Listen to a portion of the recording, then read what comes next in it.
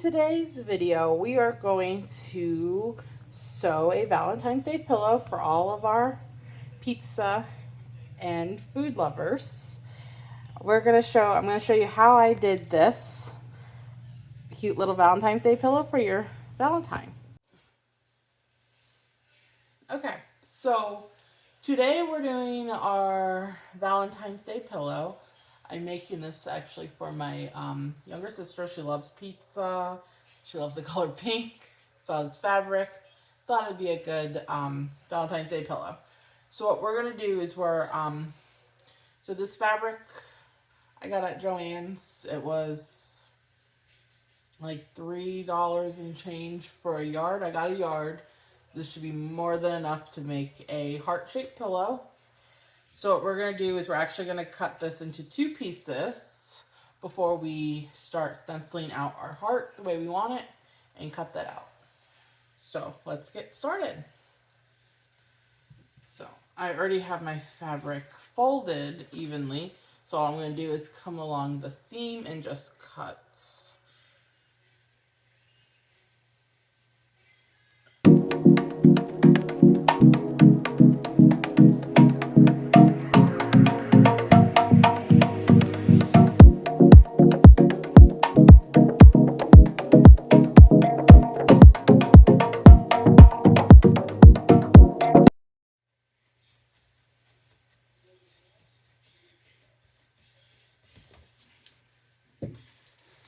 Okay, so now that our fabric is cut, what I'm going to do is I'm going to reverse the fabric and cut out a heart shape that way.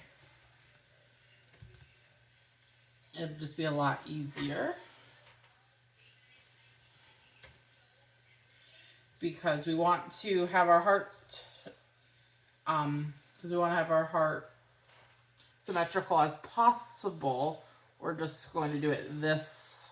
We're just going to cut it out from this end. And so once we cut it out, both sides of the heart should be symmetrical. I do want to also say you can use cardboard to stencil out your heart or the shape of the pillow that you're using. Or if you're like me who would prefer to freehand this, you could just freehand it. It's all up to, how you want to do things. For me, I'm just going to freehand because I'm pretty confident in my skill to freehand. And if it looks a little wonky, it gives it character. But we can always, retrace it out if needed. So just however you feel comfortable with, I'm just going to kind of freehand this and we're going to go from there. So I'm just going to come in with my pen.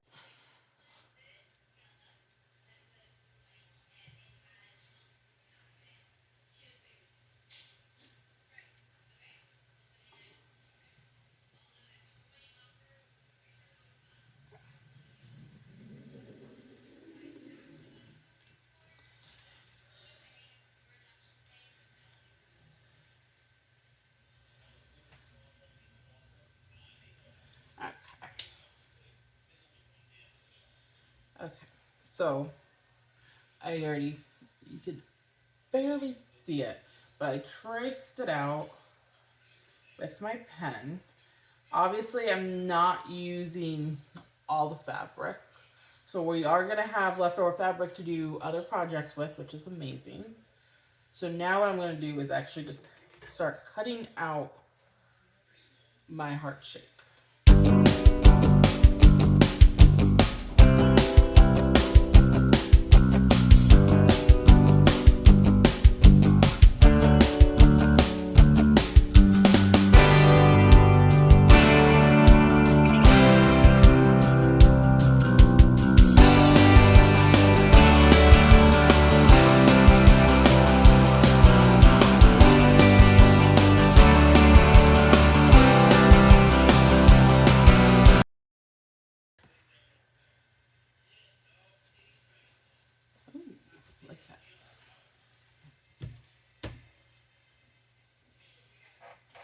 part out.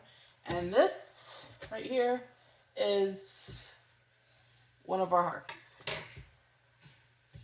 As you can tell on the back, I do have the outline that I cut on the one side, which I will use to kind of guide my stitching. But this is one of our hearts. Now we're going to repeat the step, but instead of tracing out the heart, we're going to use this as a guide to our back of our heart-shaped pillow. So I will come back after I get this next side cut out, and we will get on with getting this sewn together. Okay, so now that we have cut out both pieces of fabric, we are going to pin them together so we can trace exactly where we're going to start sewing. I do recommend doing this for every project that you're doing, just so you don't accidentally sew in the wrong area. So this will just take a few minutes. Some people like to put a ton of pins. Some other people like to put pins every so often. It's going to really just depend on exactly what you're sewing. But I'm going to put a few pins in so I can keep my outline exactly where I need it. So as long as you do this however you want, this will help out, especially to keep it even for a pillow project. I do every couple inches. You could do every inch. That's all up to you. So let's finish this real quick.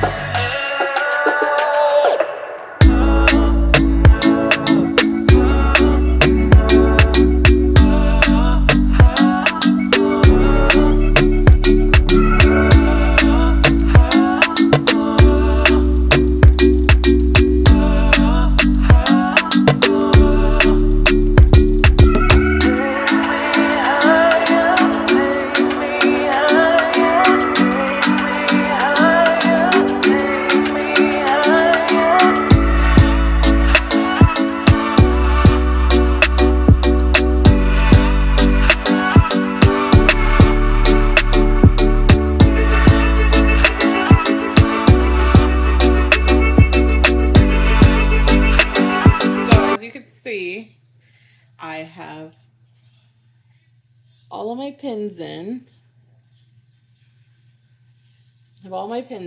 So next step is to start sewing.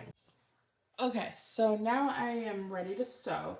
So what you need to do before you start sewing is you need to figure out where you're going to stuff your pillow. Are you going to do the top, the side, the bottom? For this project, I'm actually just going to stuff it from the top. So what I'm going to do is I'm going to start sewing from the bottom. Of course, you could pick what would be easier for you. And you're just going to start sewing around until you get to the top. You're going to stop. You're going to cut your strings, move it to the other side of the top, and start sewing to make it so you just have the hole at the top for your stuffing. So let's get started. And remember, when you're sewing, the key is to not be fast. This is not a race. This is not anything of the sort. You want to make sure you take the pins out before you get to them. And you want to make sure that you're staying on your line, or your invisible line in this sense for me. but just make sure you just take your time. This isn't going to be a 1, 2, 3. Let's just race, and because then your pillow is going to be your pillow is not going to be symmetrical. So what I'm going to do is I'm going to start.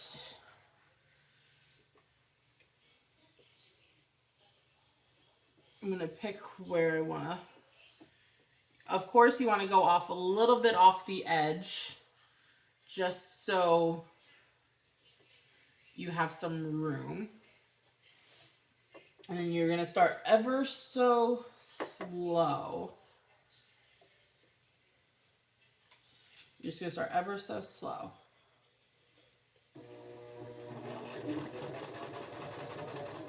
Oh.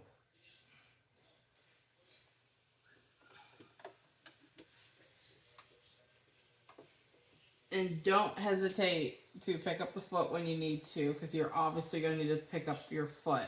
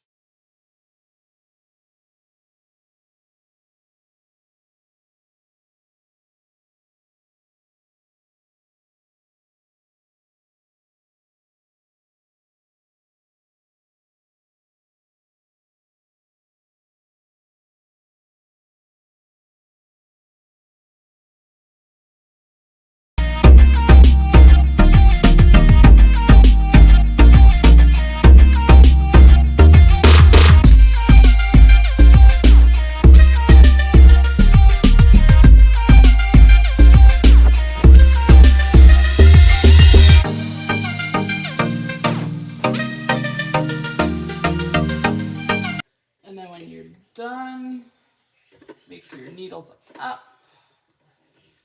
And then you come to the side and you cut the yarn. And as you can see here, I still have a few pins in at the top, which I will take out so I can start stuffing the pillow.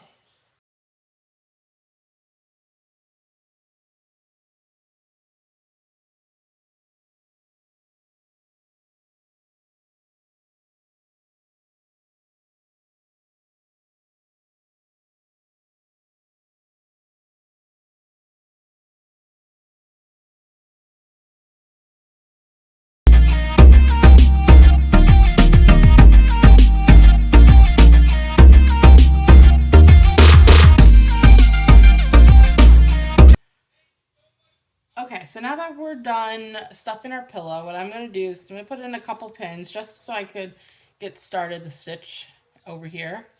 And then as I go, I'll add in more pins. But to me, this is just a little bit easier, especially when I'm doing a different shape. And if you are on blood thinners, I do highly recommend using the finger guards so you don't bleed all over your pillow. So what I'm going to do is I'm going to grab my needle and I'm going to grab matching yarn. Matching thread. We'll take this thread off first. All right. I'm going to try to match your pillow. Because you don't want to do, like, for instance, like, I wouldn't want to do black thread because you'll notice it. So I'm going to try to grab some pink, because I do have pink thread. So I'm going to grab some pink thread. And I'm going to thread my needle. Let me get this thread first.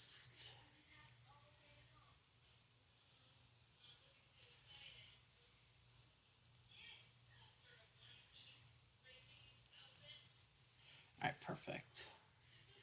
So I'm gonna get some thread. I like to do an arm's length because that gives me more than enough thread.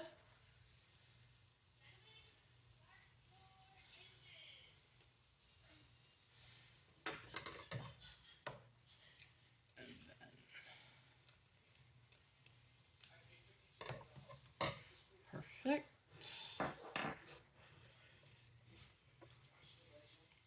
And if you suck at threading your needles, I highly recommend getting a needle threader. Those things help very, very well, and they also come in handy when you're doing different crafts like punch needles and the like. So I'm just making sure my tails are even, because you always want an even tail. Perfect. And then let's get started. So when you want to close your pillow, you want to always go in from the inside. And you just want to take just a little bit. You always just want to just, take just a very small piece, just kind of like you're a sewing machine, and you want to go back in because you want to be able to tie this off first. And just be careful that you're not tangling your thread like me. And then I always go through the loop to tie that off. Perfect. And then what you're going to want to do, let's see if we can get you a little bit closer. Perfect. And then you want to do is you want to go from side to side, but you always want to stay on the inside of where your seam is, because you don't want to see your stitches. You want to basically make it look like your sewing machine did this. So I always say hand sewing your clothes, hand sewing where you put your stuffing in, is always going to take longer than just sewing with a sewing machine. And the longer and the smaller little bits of fabric that you use, the better off you'll be, because as you can tell, like when you're sewing with a sewing machine, it doesn't do big long stitches. It always does small stitches. So that's what you're going to do here. Always just take a little bit and keep going.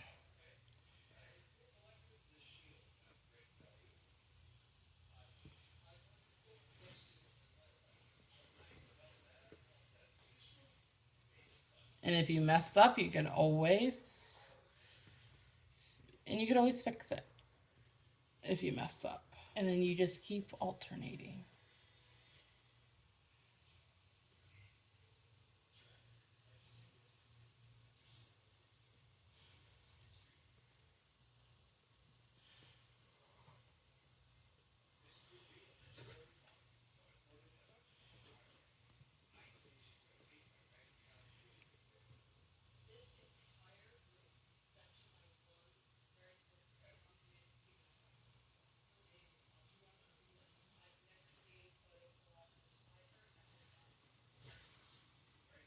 And small stitches. That's all you keep doing.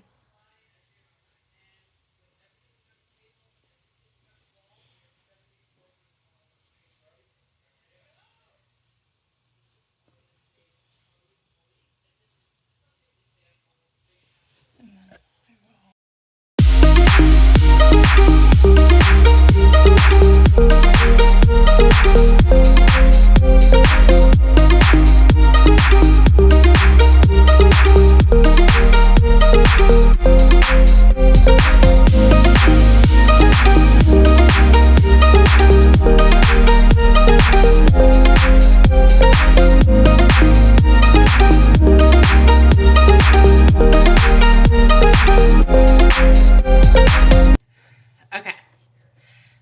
now we are almost done. We got a couple more stitches left to do. So I'm going to hurry up and do those. And still keep the same pace as you're going. Just take a little bit of fabric at a time. And the more you do this, the better you get.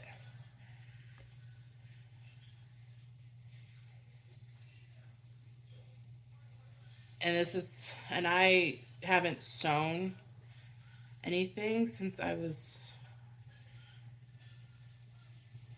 12 years old in economics class in middle school. Which, do they even do that anymore? Do we teach kids home economics? Where you get to learn how to cook and sew and other household stuff? Or was that just, did that stop with us 90s kids? But just keep going just a little at a time. I do recommend watching TV, listening to an audiobook as you're hand sewing, because it's a little bit easier. And then just got a little bit more left to go. And my fingers are so sore that I probably should have put my finger protectors on. But I'm almost done. Okay. And then I got another stitch or two at least.